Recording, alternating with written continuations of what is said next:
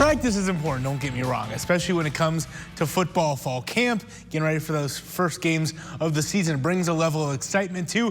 Marks the fact that that regular season is around the corner, but you want to see a team take on some game scenarios, and that's the beauty of a scrimmage, as Texas Tech football had its first of the fall today. Henry Colombi early on, you think about the quarterback competition. That's one of the big things. Looking deep, finding McLean Mannix. That'll look good for the coaches.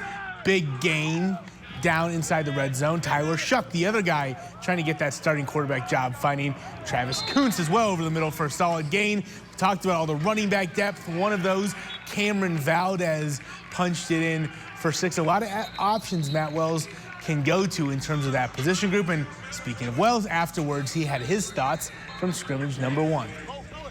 Good first scrimmage. I'm pleased with the intensity. Meanwhile, in the other football, depending on where in the world you live, former Red Raider soccer player Janine Becky back in Lubbock after she helped Team Canada win a gold medal in Tokyo. Obviously very surprised by family, friends, member of the current soccer team over at the John Walker Complex. Of course, she scored 2 goals during the Olympics as her country won its first ever gold medal in women's soccer, and she became the 4th Red Raider to ever win a gold medal and 2nd woman since Cheryl Swoops, and now back in the 806 for a little bit before she heads back to England for a 4th season with Manchester City.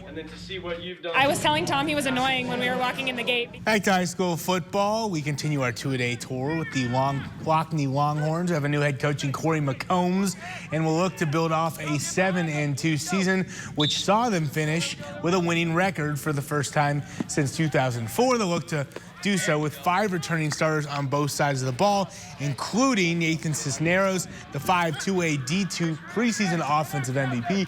According to Dave Campbell's Texas, he'll look to carry a lot of the offensive load as the Longhorns try and continue the positive momentum they built in 2020.